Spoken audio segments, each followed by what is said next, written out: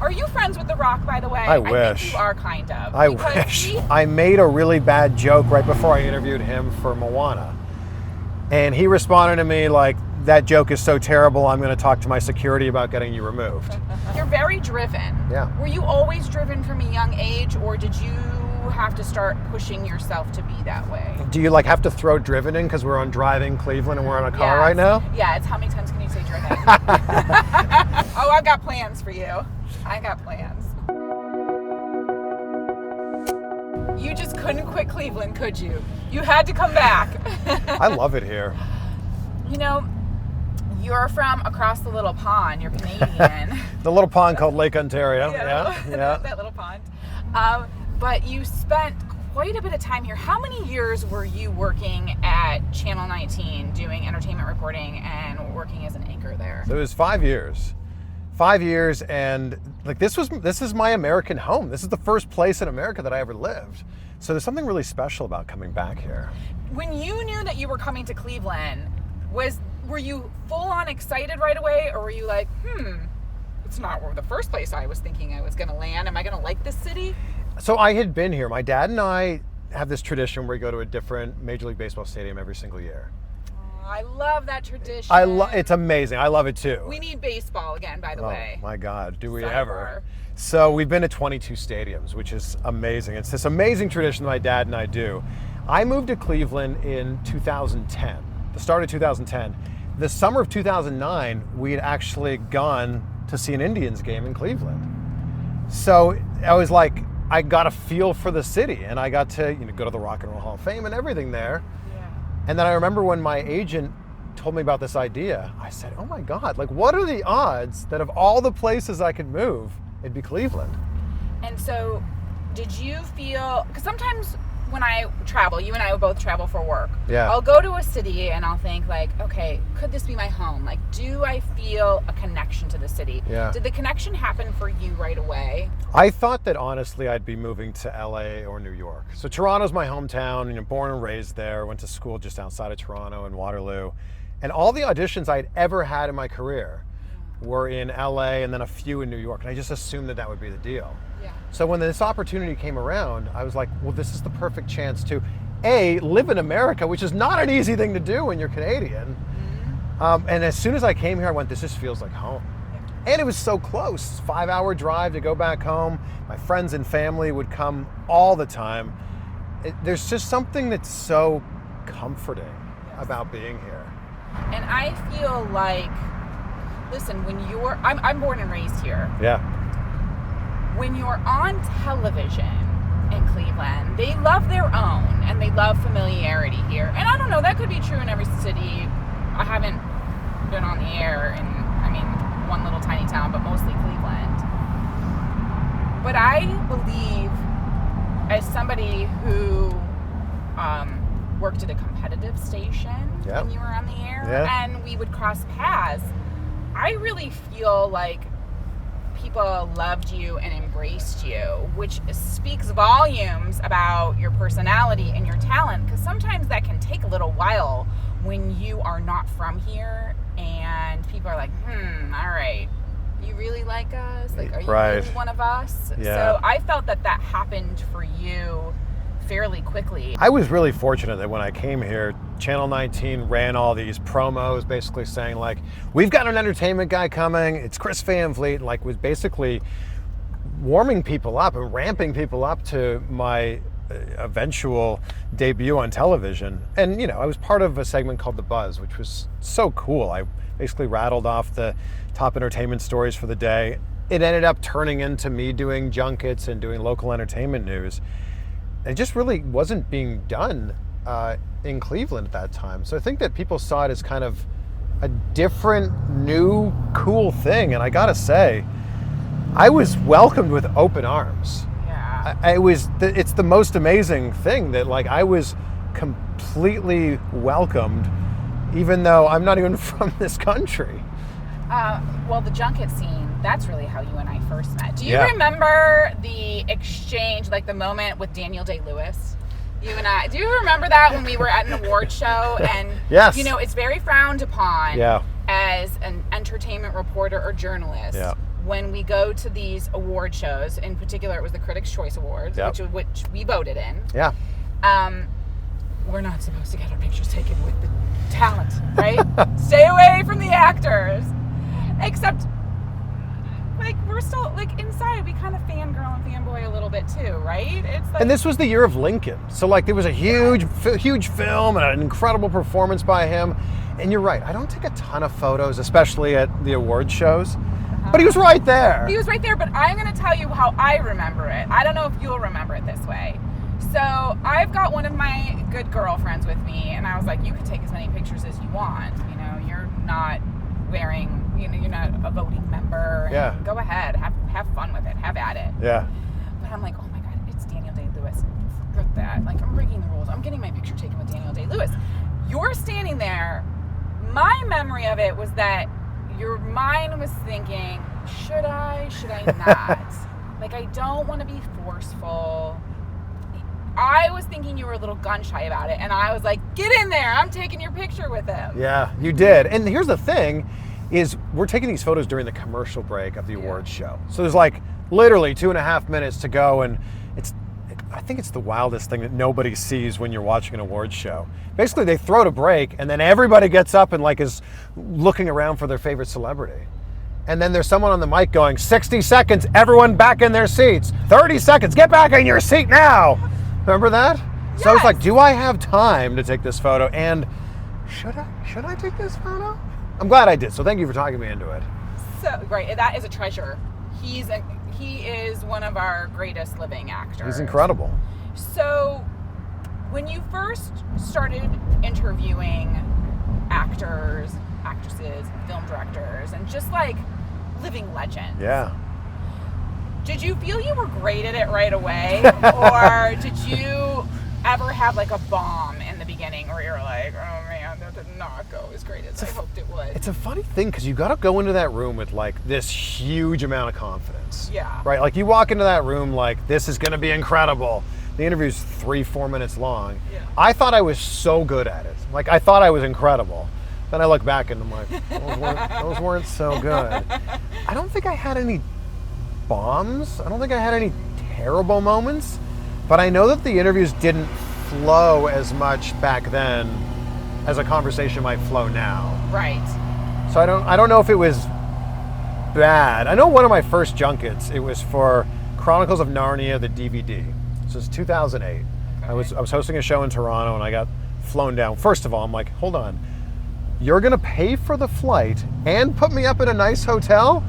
And then when you check into the hotel, they're like, oh, and you have $125 to spend in the hotel. I'm like, pardon me? What? And I get to eat well? So that was... Which basically covers one meal because the hotels are so expensive. That absolutely. Like $125 is one meal. That blew me away. But I did this interview with Ben Barnes, who was in that movie. And I remember leaving that room and someone in the hall was like, you had a really good rapport with him. And I'm like...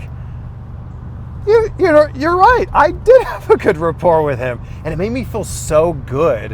And I look back at this interview, it's terrible now. But I looked at it at the time, and I'm like, that's if I can continue to try to build that rapport with people, these interviews could be really fun. Okay, so tell me what your perspective is then on people like us, and there are a bunch of us all around the country. Yeah. Canada, other countries. Sure. Go in.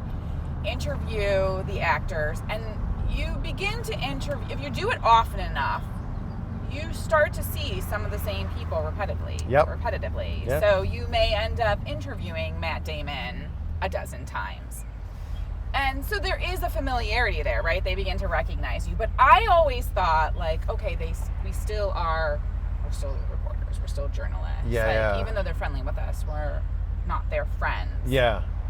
Do you think that too, or did you end up becoming friends with some of them? I've become closer with some of them, but I still definitely think it's not about how we perceive it. It's definitely how they perceive us. Yes. So you walk in and like, you know, there's the few that are so kind, right? Like The Rock's very kind and will remember you, and Jessica Chastain will hug everybody. Like, are you friends with The Rock, by the way? I wish. I think you are, kind of. I because wish. He has definitely social media exchanged with you. And The Rock is like really good about that. Like The Rock's the best.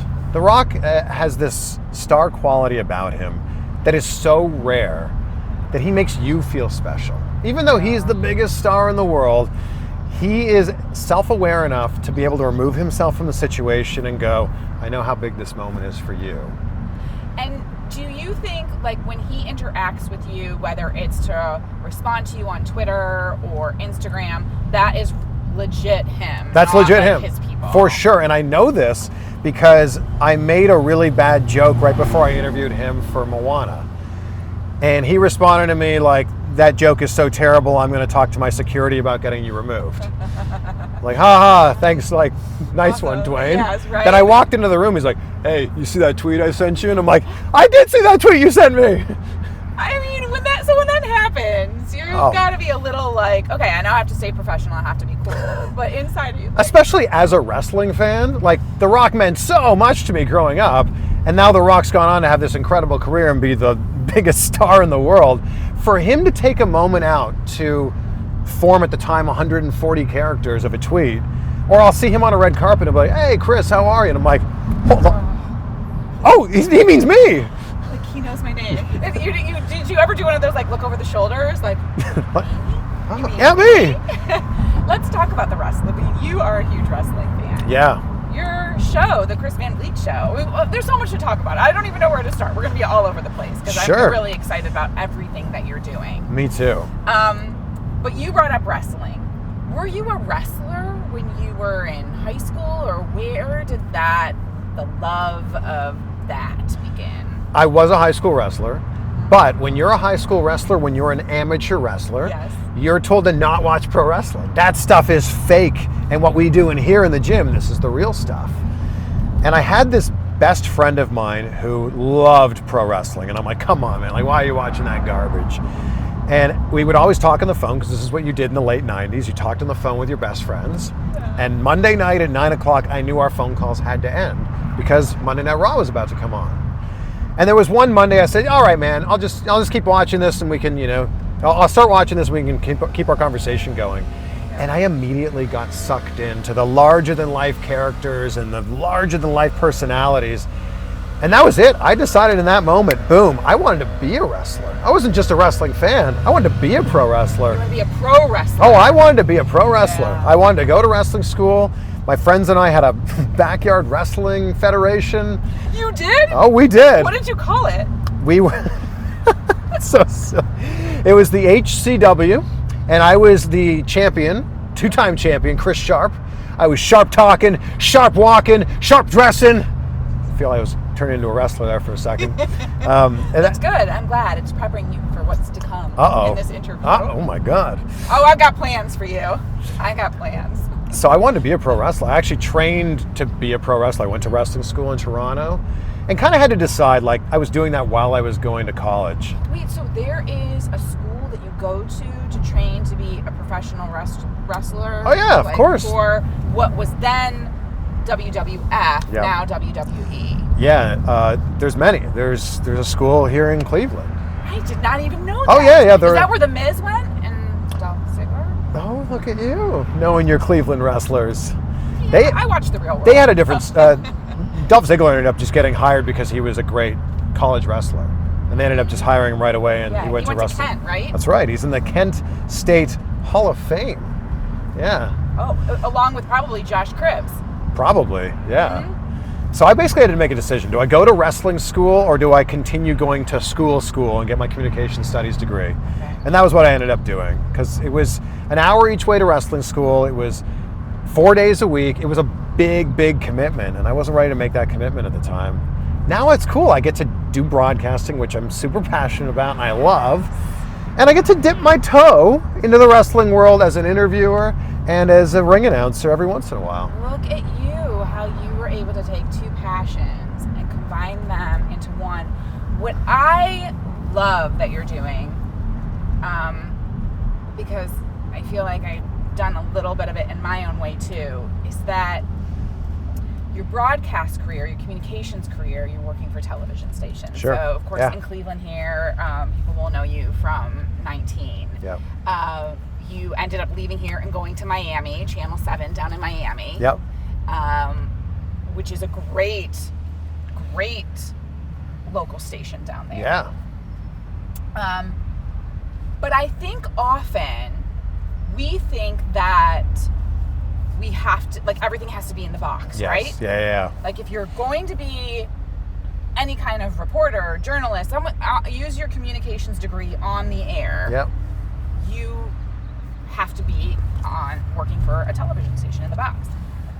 You've transitioned beautifully into starting to create your own business and your own media company. When did that bug start to cross your mind? Like, you know what? There's life outside of the box. Well, you had to. You had to be within that box. I graduated from college in 2005. That was your option. Your only option was you had to be on TV because that was the only place you could be. You know, YouTube didn't exist. So I think for me, it just kind of happened, honestly, by accident. So I've got this YouTube channel now that's been continuing to grow, and it's been so exciting. It's also branched off into being, a podcast. And it kind of happened by accident. Were you thoughtfully at the time growing your YouTube channel, or were you just putting stuff up and saying, like, well, let's just see if it takes a bite? That was the whole plan. It wasn't a plan. I was just kind of putting them up there. I was a huge wrestling fan. I'm a huge wrestling fan. And I would be interviewing these wrestlers, and we would air 15 or 20 seconds on TV. And you know how this is. You air that one sound bite. So I would do this 10, 15-minute interview with someone who I idolized and ask them questions that I wanted to know the answer to as a fan. And I thought, well, somebody else needs to see this. Like, this just can't be deleted and live on the cutting room floor. So I just started posting these raw interviews on my YouTube channel, thinking, I want other fans to see this, because if I appreciate this as a fan, other fans will too. Yeah. And that's how it began. I would do 2, 3, 4 of these a year and just throw them on my YouTube channel. Because I was asking them questions that fans wanted to know the answer to, they ended up getting picked up by a lot of news sites, and these few videos got a bunch of views. That's how it began. And it wasn't until like 2018-ish that I went, if I actually start to put some effort into this, if I start to go out of my way and find these interviews myself, what could I grow this into? And the answer is, whatever I want. You can grow this into whatever you want. And if I can take something as niche as pro wrestling, then anybody can turn their passion into something, because if you're a fan of it, somebody else is too.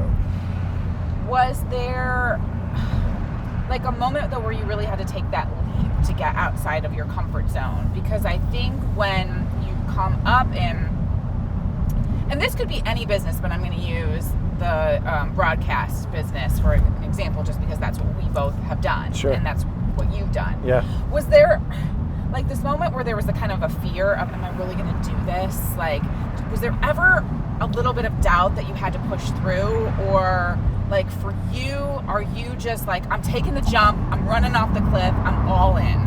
Well, I was doing this parallel to doing my TV job.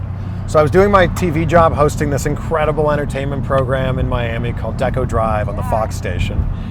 And I was also doing these YouTube interviews on the side. So if wrestling came to Miami, I would find the biggest wrestler on that card and I would do an interview with them. Then I started to realize I was taking my vacation days and flying to do these interviews, flying to Vegas or LA or wherever it happened to be, or I was driving to Orlando or Jacksonville to do these interviews. And I thought, this is a thing. Like, this is becoming a thing, and it's growing really quickly. And there were months when I was making more money on YouTube than I was on TV. And when I say that out loud, it sounds crazy. And that's with just the 20% of effort I was able to put in my free time. So I kind of went, well, the writing's on the wall here. And I had the opportunity to do something larger. In the fall, I was on a few episodes of the new wrestling show, AEW, All Elite Wrestling. And I'm like, well, if this is an opportunity that's coming to me, I didn't even look for this opportunity, I think I've got to just follow these chances that I'm getting and just kind of follow that and take it and see where it goes. But yeah, I've always been goal-oriented and driven in everything that I've done, whether it was sports, whether it was academics, or whether it was the things I did with my career. And nothing was ever handed to me. I had a lot of friends when it came time to get summer jobs. You know, their aunt or uncle or mom or dad would give them a job at whatever company. And that was never the case for me. And I realized that no one was going to go out and do this for me, so I needed to go and do it for myself. And that's been my whole life story. In my senior year of college, I had this epiphany. I loved college. I had my best friends ever there, and we would go partying and drinking. College is great. Yeah. Then I had this epiphany in my senior year that like, oh my God, when we graduate in a few months, that's it. Yeah. Like it's wake up and go to work for the next 40 to 50 years of your life. Right. And I so desperately did not want to hate my job. So I started trying to stack the odds in my favor. And I reached out to every radio station, every TV station in my college town and said, I'm a communication studies student. I'm passionate about this. Can I come and see how it's done in the real world? And one radio station put me on their street team. I handed out stuff at like events. A local TV station was basically run by volunteers, and I got to go in there and see how it was done. And then this other radio station said, well, we don't really take on volunteers, but how would you like a job? Like, yeah, please. This is amazing. Sign me up. And that's kind of how it all came together. That's been my entire career. I hosted a national show in Canada, and it was based out of Vancouver. MTV2 Canada. I was on a show called 969, and they had no interest in flying me there. So I said, oh, well, I applied for this job. I'm interested. And they said, well, that's great, but, like, we're not going to fly you in. I said, well, I'm actually going to be in Vancouver next Thursday. If I could come in and just talk to you about the job, I think it'd be great. It was a total lie. I wasn't going to be there. It's like a 5-hour flight. Yeah. And they said, oh, well, if you're going to be here, we might as well. And that's been the story of my entire career. Just put yourself there. And create the opportunities for yourself. Yes. Yes. So if we get back to the whole wrestling world, what do you think it is about WWE, which of course began as WWF, that created such devout fans? I went to, was it Monday Night Raw that you and I were both at to interview Hugh Jackman? Yes, yep. Okay, which was in Cleveland. Yep, yep. That was my first time going to an event like that. Yeah. It was crazy. Oh yeah, the fans are passionate. Fathers and their sons, and but it was crazy in a really awesome way. I think I was expecting something a little bit like from the fans, like a little like rougher around the edges, and they were just like, it was like good, pure, clean awesomeness. Yeah, and I think that there's someone in wrestling that's relatable no matter who you are. So those larger than life characters, I think they have this magnetic quality that people are drawn to them. But it's also the only episodic TV show that's on every single week, no matter what. And it has for the last, 20 plus years, 30 years or whatever it's been. And I think that that's a big draw to it too. So what you saw at Raw was the fathers who are bringing their sons were the same kids who their fathers probably brought 20 years ago. And I honestly can't, and I'm a huge wrestling fan. I can't explain what it is, but it's a little bit of the athleticism mixed in with the charisma, and they're doing things in there that I think a lot of people wish they could do. Like when Stone Cold Steve Austin was at the height of his prime in the late 90s, he's flipping off his boss, Vince McMahon. Like, I think people are like vicariously living through that and going, I wish I could do that. But since I can't, Stone Cold Steve Austin can do that. Yeah. Who were your favorites? The Rock, by far. I loved The Rock. I loved his charisma. I loved that no matter what he was doing, that charisma oozed out, whether it was him talking on the mic or him performing in the ring. How about when he and Hulk Hogan were together in the ring? Because you've got like the legend of all legends. It's my favorite match of all time. And I was there. You were there? I was there. Who were you rooting for? I was rooting for Hogan. You were? Okay. So it was WrestleMania 18. It was in Toronto. I ended up getting tickets with two of my best friends, and my parents are not wrestling fans. My parents do not like wrestling. And I told them I bought tickets. They said, well, if you want to go, you're on your own. Like, you got to figure out a way to get there. Oh, okay. Yeah. They weren't even going to aid. Oh, they were not going to aid in that night of entertainment. They were not. But we knew that Rock Hogan was going to be such a huge match, and it was. It's one of the greatest matches of all time. I think it's the greatest match of all time. And The Rock was supposed to be a good guy, but Hulk Hogan has this, legacy behind him. So as soon as the match started, everyone turned on The Rock and started cheering for Hogan. it's such a cool thing to see. I get goosebumps just talking about it. That was like 18 years ago. Do you remember it like it was yesterday? Of course too? I do. I was sitting in the 16th row. I remember it very well. Were you sad then when The Rock retired from wrestling? He's not officially retired. Oh, he's not? No. Okay, so you think he will come back? He will. He will, for sure. Do you think that's how he would... You can't even imagine him ending his career. I feel like he's doing so much that he's just going to keep going and going and going, which I think is cool. But the thing about wrestling is it takes a lot of devotion. Like, it takes a lot of time and effort. And I don't think The Rock has a ton of time to put into that. So I think he'll probably come back, if I'm guessing, for like one more big match and then get inducted into the WWE Hall of Fame. But it's not like he can just go, oh yeah, next Monday I'm free, I'll come and do a match. I think he would need the big build up to it. He would need to train. And it has to be the right match. So who's the person? He's not coming back for just anybody. Yeah, so I mean, he did come back for the John Cena matches. Yeah. And then he ended up having some matches with CM Punk. I think the only match that would really make sense right now would be either Roman Reigns, who's his cousin, and who's a massive star in the business, or maybe Brock Lesnar, who he had some incredible matches with, SummerSlam 2002. I'm talking like a total wrestling nerd here. No, it's good though. I love it. But he has a history there with Brock Lesnar, who's probably has more years behind him in his career than in front of him. So I feel like him and Brock and Rock could have a nice... Rock and Rock. Rock and Rock. It has a good ring to it. But the thing I love about The Rock is he puts all of himself into whatever he's doing and becomes the best at whatever he's doing. So when you're watching a match, and obviously, we love a personality, right? We're drawn to people because of their energy or their personality. Yeah, right. But when it comes to professional wrestling, and you're like, is it that you appreciate the moves, the entertainment value, the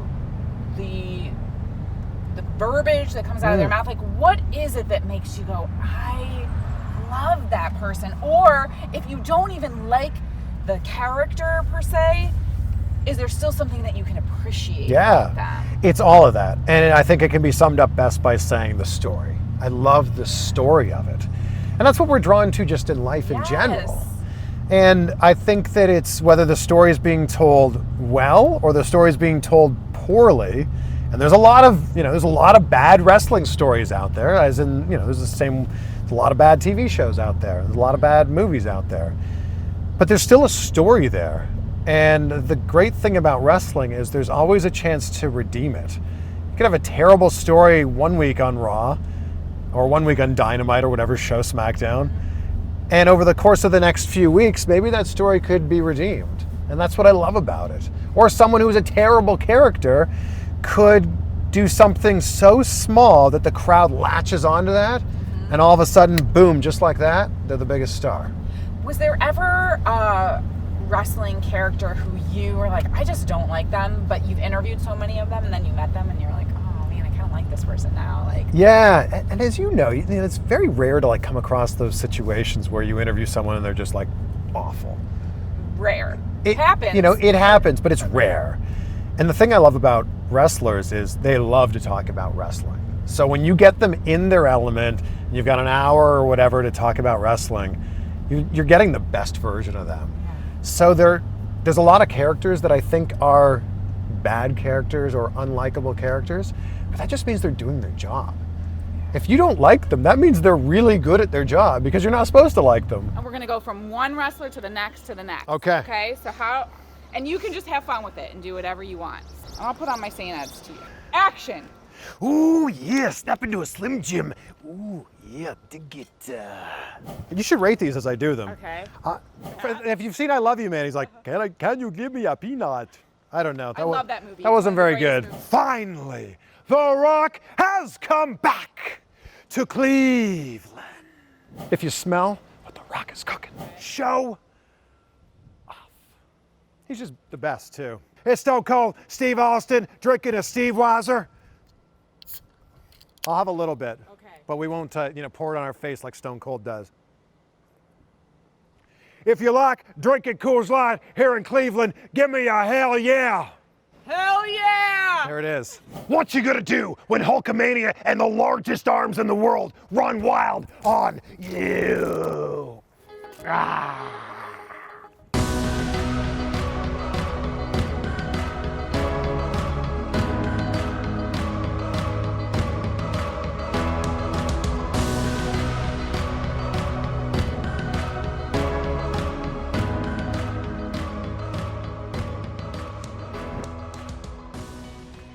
And then one of these, maybe? How about this? This is your prize. Oh my gosh! You like that? Wow! I know, in honor of The Rock, who's your favorite? Thank you. You're welcome. I hope you like tequila. I do. It makes me Terramana, crazy. too. This, you know how hard this stuff is to get? I know. Wow. I know. I called the liquor store. They were already out of the other version. This is the more expensive of the two. My goodness. Thank you. You're amazing. This is, you're the best. Thank you so much for this. Thank you so much for this. Thank you, my friend. Thank you. Wishing you so much luck in LA. I know you're going to do amazing things. I can't wait. And you'll come back for part 2 with us? Done. Okay. Let's do it.